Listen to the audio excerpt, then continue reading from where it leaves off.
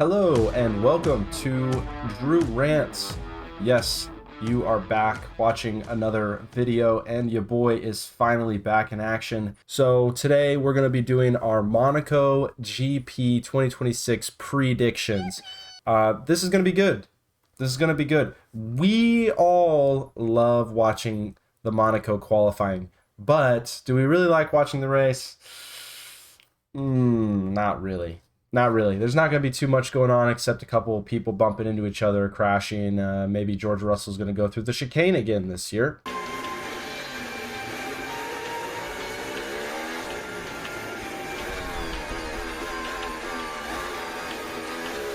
To avoid a collision from Alba, who slammed on the brakes. We'll see. Overall, this is going to be pretty easy, cut and dry race. I think that qualifying is going to be the big thing, big story. And I think not much is going to change. Very similar to what I said about Japan in my predictions video for that race. If you haven't seen that one, you should go back and watch it. I did pretty well on those predictions. So with that out of the way, let's get straight into the predictions. So up first, we have my bold prediction. I have Isaac Hadjar qualifying in P5 or better and converting the P5 into a P5 finish. That is my bold prediction this week. I think that Isaac Hadjar is very positive going into this week. I think he's going to do very well. So this is a huge prediction, right? But that's where we're going for this. And honestly, I'll take it if he even finishes P5 in the race. I think most of y'all would say that that's already a great prediction as it is. So I think that's my prediction. And then obviously a couple other things I think will happen to support the narrative. But overall, the main prediction is that Isaac Hadjar is going to be P5 in the race. Why do I think that? Well, if you watch his looking ahead towards the Monaco GP, he seemed very confident and very happy to be headed to Monaco, and it's a track that he's very well familiar with. If we're going to have some new blood that's going to try to actually do well on the course, I think that we're going to definitely have someone like Isaac Hadjar that's going to show up and show out. So I'm going for Isaac having a good weekend. Now for my championship leader prediction. I have Kimi Antonelli finishing P3 this week. I think Kimi Antonelli is going to have a decent race. I think he's going to have a decent race. I think he's going to have a decent qualifying session. However, I don't mind this compression ratio change that just recently happened with Mercedes. If you haven't found out about that already, I'll just briefly give you a rundown.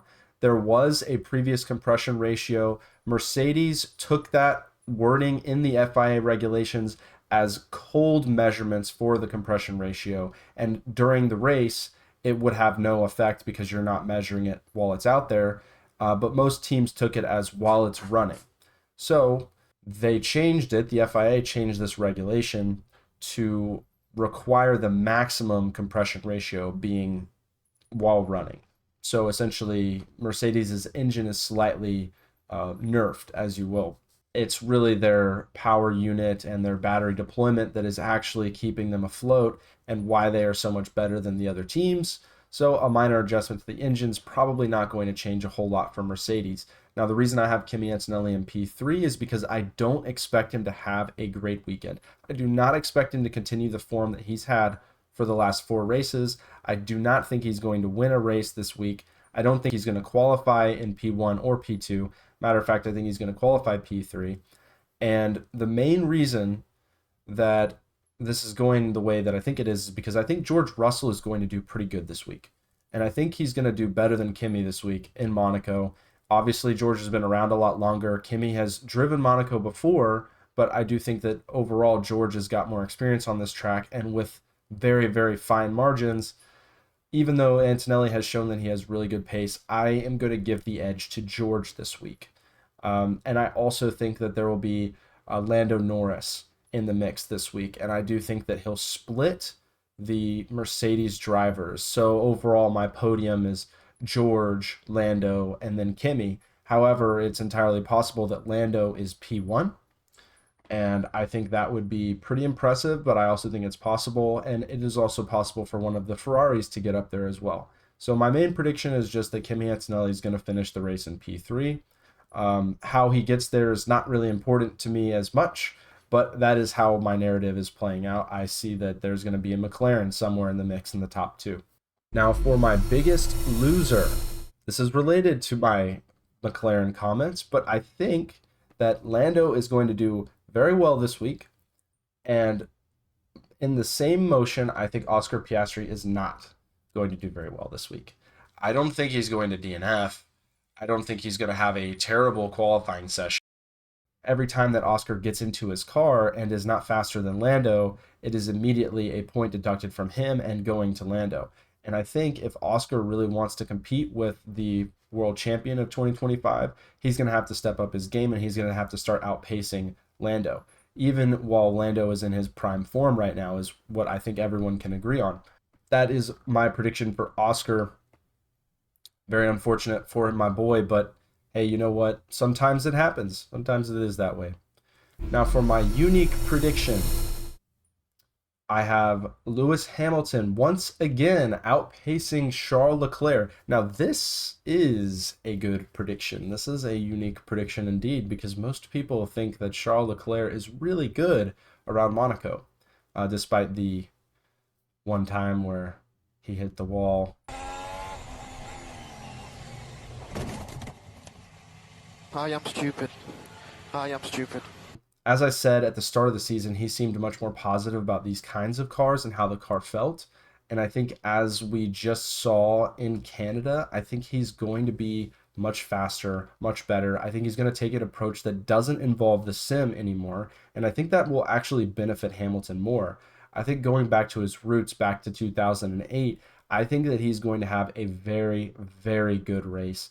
I don't necessarily know where he's going to end up, and I'm not going to predict where Hamilton is going to end up this week, but I think that he's going to do better than Charles Leclerc, and I think that'll be a surprise and a shock to many, especially after Charles Leclerc just signed for another multi-year deal with Ferrari. My midfield prediction. I have Arvid Lindblad scoring more than 1 point this race. Very bold stuff from Drew Rants today. What's going on with this? Yeah, so here's the deal. For those of you that don't know, I like Arvid Lindblad. I think he's a great driver, and I actually have followed him from F2. And I do think that something to note about this kid is that he has never raced in circuits that aren't European. So what I mean to say is that he has had one race so far this season that he has actually known and raced the track before. Just one. That's it. And this will be his second time driving on a circuit that he has actually driven on before. I'm expecting him to finish P9 this week. That is where I'm throwing it. Now, guys, I'm coming out swinging this week. You have to understand, people are not making these kinds of predictions. Like people are not doing this. People do not say, I think this person is going to be exactly in this spot at exactly the right point and here, like, subscribe, like the video, comment, tell me what you think is going to happen. Because I'm telling you right now, you go to any other channel that's doing predictions, you're not going to see them telling you exactly where they think that Arvid Lindblad is going to show up or where Isaac Hadjar is going to show up. They're talking about Charles Leclerc, Lewis Hamilton, Max Verstappen, Kimi Antonelli, and they're talking about the big three, right? They're talking about the big three teams, and they're talking about, maybe a one-off moment from one other team. And that's their extent of the predictions. That's it. That's all they do. They do a top 5, maybe a top 10, and that's it. They ain't making predictions like this. So, subscribe. Now, for my backfield prediction, I have neither Aston Martin finishing the race. This is a tough one. This is more of an up in the air one than anything else. Actually, as a matter of fact, this is the one I am least certain on out of all my predictions. But because it's a backfield take and it's Monaco, it's very difficult for me to actually manufacture a take for this kind of thing because I don't actually expect anything to happen in the race that would create some problems for other teams, like even in the backfield. I really don't see Aston Martin or Cadillac having significant issues, or Williams, with their car if they qualify in P20 and P21 and P22. Maybe something happens, maybe a driver retires. So, like I said, not super confident about this one, but it's Monaco, so you never know what could happen. Maybe both Aston Martins putter out and have to get wheeled back into the pits, which we've seen this season. So it's not that far off of being possible, and a real prediction is, it's possible I could get some points from that. So moving on to our final prediction, we have the DNF prediction. I personally think that this week is tough for sure. So it's very easy for me to go with a newer driver like that hasn't seen a whole lot of Monaco before, and that may have some more issues with Monaco than other drivers, that doesn't have really good cornering ability, more of a straight line speed car. Those are kind of the things I'm looking for, and also a lack of true experience, I would say. 1 to 2 years. So we're looking at, the 7 rookies. This is my process for getting there, but I was looking at the 7 rookies over the last two years, and I decided to choose Franco Colapinto as my DNF. I already kind of explained why I predicted him, but also a part of this is because he's had such a great last 2 weeks, I would say. Much better than what I had imagined for him. I didn't think he would be doing much this year. I think overall that he's going to have a pretty mellow weekend, and then I think he's going to hit the wall. And I don't think there's going to be much to it. I think there could be a lot of chaos in lap 1, and there usually is. So that's not too crazy to say, but that's kind of where we're at for that. So yeah, Franco's gonna DNF this week, and that's all she wrote. So anyway, tune in for my next one. I'm trying to figure out what I'm gonna do for my actual video, but you guys will see it soon. I'm gonna get some good edits in it. So anyway, enjoy this George Russell face at the end of my video. See you all in the next one. Peace.